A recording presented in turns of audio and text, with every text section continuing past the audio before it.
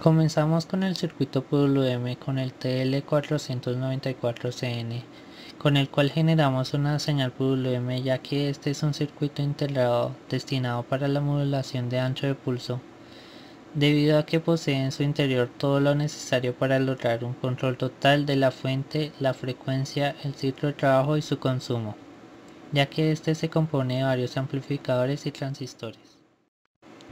En el circuito podemos observar un potenciómetro de 1 kΩ, el cual modulamos para variar nuestro ancho de pulso. Este potenciómetro en su pin número 1 va conectado a tierra. En su pin 2 o pin medio podemos ver la salida que va conectado al pin número 3 del TL494. Como podemos observar más a profundidad, el pin 4 y 7 van conectados a GND. En su tercer pin, el cual es la entrada, podemos ver que recibe la corriente que envía desde el pin 14 del TL494. En el pin 5 y en el pin 7 tenemos respectivamente un capacitor y una resistencia, los cuales van conectados a tierra. Para la alimentación podemos observar que tenemos el pin 8, 11 y 12 conectados a 12 voltios positivo. Luego tenemos en nuestro pin 9 y 10, que es el color negro,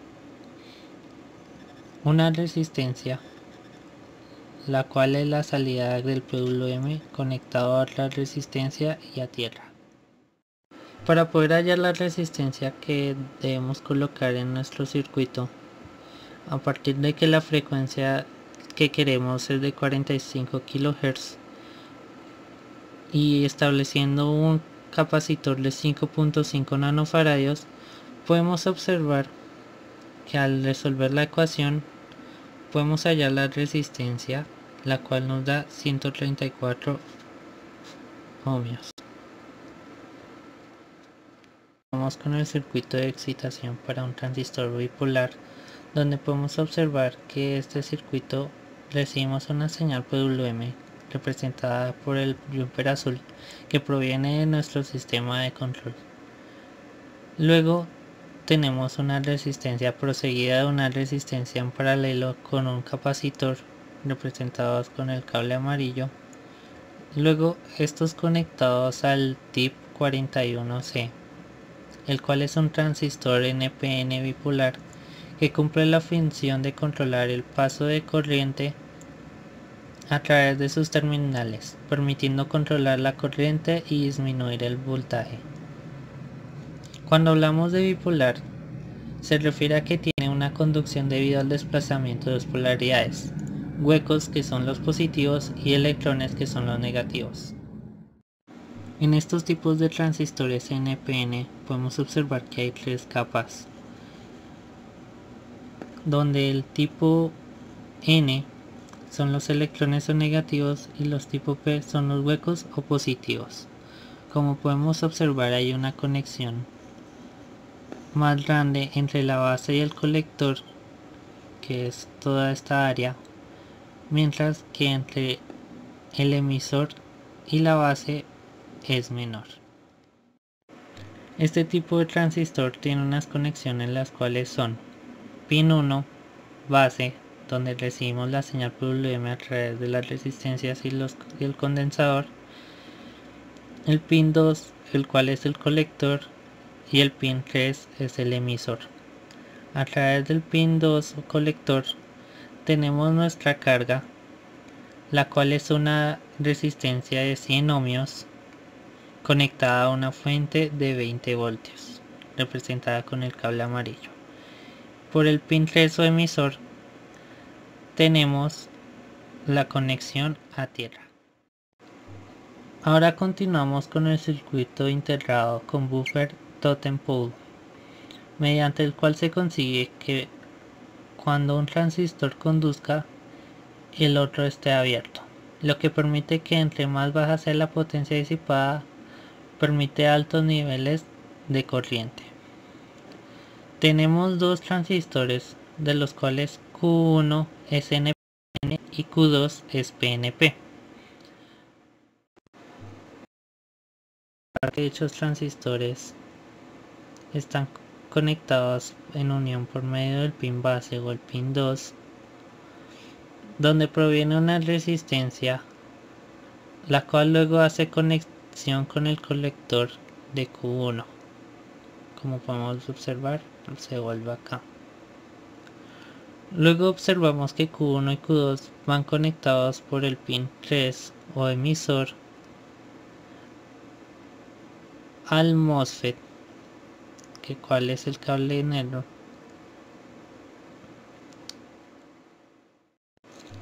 Este es el MOSFET IRF350 o transistor de efecto de campo metal óxido semiconductor, utilizado para la conmutación y amplificación de señales. Su conexión es pin 1 gate, donde viene la corriente de nuestros transistores. Luego tenemos nuestro pin 2 o drain, el cual es el que da la corriente a nuestra carga, el cual es el jumper naranja. Y luego tenemos el pin 3 o source, el cual va conectado a tierra, donde aquí recibimos nuestra señal PWM, la cual está representada por este chip y por este jumper azul, el cual va conectado a la resistencia que luego van a los transistores. Ahora continuamos. Empezamos con el circuito. Digamos el primer circuito que hay. En este caso tenemos un generador de señales de PWM, en este caso el TL494. Pues como nos han dicho por ahí, él puede controlar voltajes de entre 7 a 40 voltios. Puede manejar esa clase de voltajes. Puede manejar frecuencias hasta 300 kHz como máximo. Bueno, según el datasheet nos dice que la frecuencia se calcula 1.1 sobre tau o R por C. En este caso, pues tenemos 8000 ohmios por 5,5 microfaradios. Tenemos dos transistores en este mismo integrado. Tenemos el oscilador, pues el cual se encarga de botar la frecuencia del ciclo del PWM. Aquí el potenciómetro para controlar el PWM por medio de la entrada 3. También tenemos, bueno, GND y VCC, pues obviamente para la alimentación del integrado. Y aquí generamos simplemente una señal PWM. Pues, le colocamos una resistencia y la medimos en el osciloscopio. Aquí está en 0. Entonces la voy a subir. Voy a subir un poquito más el ciclo de trabajo. Podemos regularla hasta que llegue totalmente al 100%. Inclusive hasta 0. Dependiendo cómo esté ubicado el potenciómetro. Y ahora vamos a explicar esta parte, en el cual consiste en un transistor NPN. Necesita una corriente positiva por la base. Cuando está en alto, pues hay una corriente positiva. Entonces, hay una corriente positiva y pues pasa corriente por la carga. Hay un voltaje en la carga. Pasa corriente por la carga. ¿Qué más? Cuando digamos ahora se baja del estado low, pues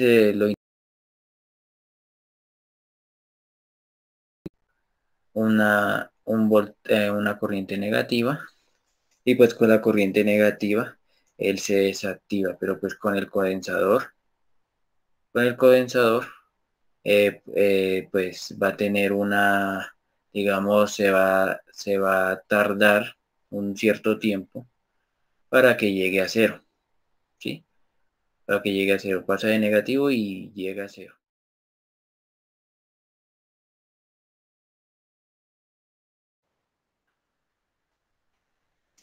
como podemos ver, pues por el efecto del capacitor, pues tiene una ligera descarga cuando pues va a pasar a negativo. Entonces tiene una ligera descarga del capacitor, pues eso se debe que la señal no sea totalmente cuadrada.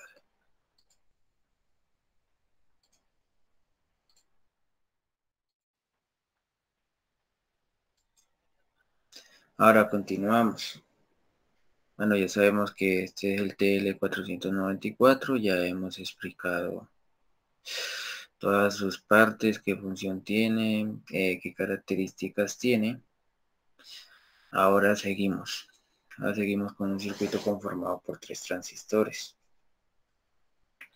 Uno de ellos PNP, en este caso está aquí. Y el otro, los otros dos pues son NPN. En este caso pues tiene una realimentación de positivo a las bases de los transistores, tanto del NPN como del PNP. Y este transistor pues digamos que nos serviría en el caso como para amplificar. Es algo parecido como al par Darlington. Que el par Darlington pues consiste en dos transistores conectados con tal de elevar aún más digamos, la corriente de la base en el otro, que aquí llegue una corriente mayor, y con eso pues se amplifica más la señal o se amplifica más la corriente. Y como podemos ver, pues ahora vamos a mostrar la simulación. Aquí tenemos también el MOSFET transistor, transistor de efecto de campo. En este caso, pues el símbolo, pues la parte de la sigla MOS significa metal óxido semiconductor. Pues eso quiere decir que este semiconductor posee una capa de metal, después una capa aislante y después pues unas capas semiconductoras. Pues en este caso es un tipo de canal N. En este caso es un canal N. Y digamos, dejándonos la parte del drain y el source, pues como digamos, placas de semiconductores tipo P, ¿sí? Es un canal N.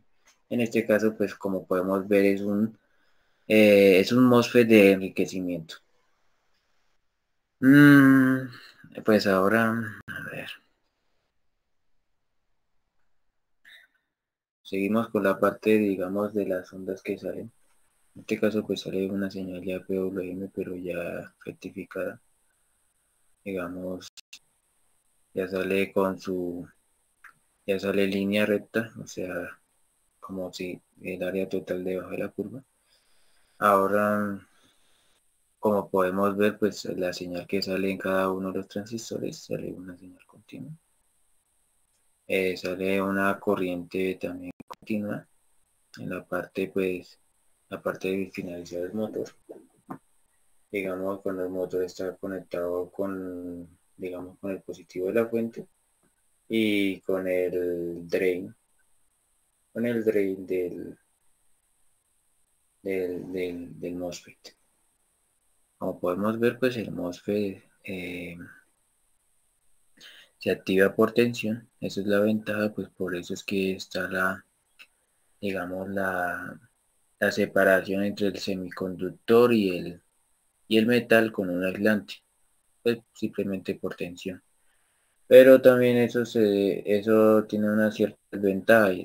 No se sobrecalientan tanto como los BJT, ya que pues no emiten mucho calor, no disipan tanta potencia, pero la desventaja de un MOSFET es que, digamos, son muy sensibles a cargas electrostáticas y pues por ende, digamos, si de pronto uno puede estar poniendo, no sé, una parte, no sé, un dedo o la mano em, en la parte del gate, pues puede llegar a, digamos, si tiene un LED conectado con voltaje acá, pues puede llegar a estar activando el LED o el bombillito o la carga, ya que pues digamos tenemos una carga electrostática y pues los MOSFET son muy sensibles en esa parte.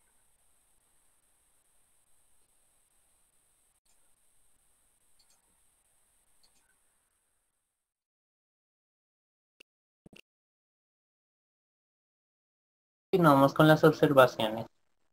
Como primera observación, con el TL494CN podemos generar una señal PWM con una frecuencia de hasta 300 kHz. Y con un potenciómetro podemos modular y controlar su ciclo de trabajo, lo que varía el ancho de nuestro pulso, controlando así la intensidad que se maneja en la carga. Como segunda observación, con la señal PWM podemos excitar la base del transistor NPN TIP 41C, que la base es el pin 1, vemos el datasheet. Con esto podemos controlar la corriente y disminuir el voltaje que recibimos en nuestra carga.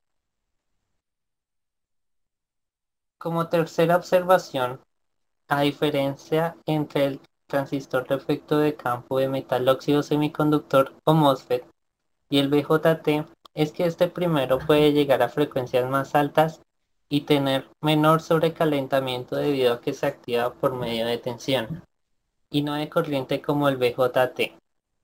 Aunque como efecto es muy sensible a la electricidad estática, lo que permite ser activado muy fácilmente al ser tocado.